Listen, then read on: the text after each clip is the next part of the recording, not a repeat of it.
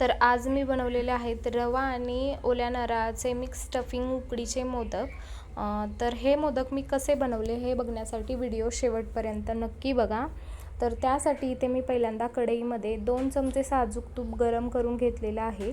त्याच्यामध्ये अर्धी वाटी रवा घेतलेला आहे, तो भाजून घेणार आहे व्यवस्थित। ह्याच्या अगोदर मी बऱ्याचदा मोदक बनवलेले आहेत, पण मोदक बनवताना रवा कधीही वापरला नव्हता। पहिल्यांदाच रवा वापरून मी मोदक बनवत आहे। मोदक बनवले आहेत, पण ते फक्त ओल्या नारळाचेच बनवलेले आहेत। तर आज बघूया रवा वापरून कसे होत आहेत मोदक। तर रव्याचा कलर बघा बदललेला आहे। मंद आचेवर 10 ते 15 मिनिट रवा परतलेला आहे मी। नंतर त्याच्यामध्ये अर्धी वाटी रवा घेतलेला, तर 1 वाटी ओल्या नारळाचा चव घेतलेला आहे मी।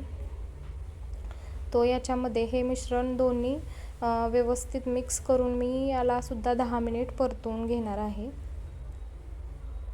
आपण जो रवा टाकलेला आहे त्याच्यामध्ये वापरलेला आहे त्याला एक चांगली वाफ काढून घ्यायची आहे।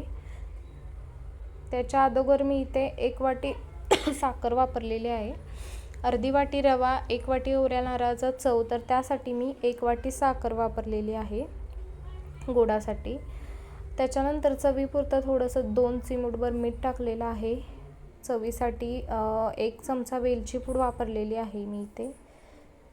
आणि मीठ आणि वेलची पूड वापरल्यानंतर त्याला व्यवस्थित हे मिश्रण मी व्यवस्थितपणे मिक्स करून घेणार आहे। परत एकदा 5 ते 7 मिनिट परत एकदा मंद आचेवर परतवून घेणार आहे। हे मिश्रण परतल्यानंतर त्याच्यावरती थोडासा मी पाण्याचा शिंतोडा देऊन वरून प्लेट ठेवून त्याला एक 10 मिनिट वाफ काढून घेणार आहे। कारण जो आपण रवा वापरलेला आहे तो जर कच्चा राहिला तर मोदक खाताना आपल्याला कचकच लागू शकते। त्यासाठी थोडंसं मी इथे पाण्याचा वापर केलेला आहे। पाण्याचा शिंतोडा देऊन मिक्स करून हे मिश्रण वरून प्लेट झाकून एक 10 मिनिट वाफ काढून घेणार आहे। 10 मिनिटानंतर बघा इथं साखर पूर्णपणे विरघळलेली आहे आणि मिश्रण एकदम पातळ असं झालेलं आहे। तर हे मिश्रण मी परत एक 10 ते 15 मिनिट म्हणजेच घट्ट होईपर्यंत व्यवस्थित मिक्स करून परतवून घेणार आहे। बघा आता मिश्रण हे घट्ट झालेलं आहे। व्यवस्थित परतल्यानंतर मिश्रणाचा कलर पूर्णपणे बदललेला आहे।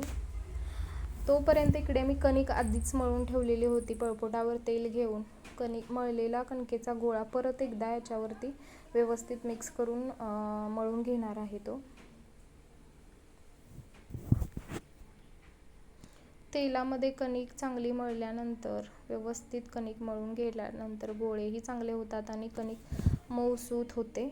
नंतर इथे अशा छोट्या छोट्या गोळ्या करून मी त्याच्यामध्ये सारण भरून मोदक तयार केलेले आहेत।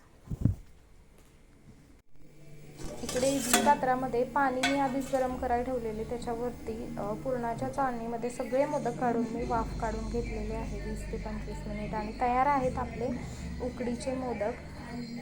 तर रेसिपी आवडल्यास व्हिडिओला लाईक करा, शेअर करा आणि चॅनलला सबस्क्राईब करायलाही विसरू नका। थँक्यू।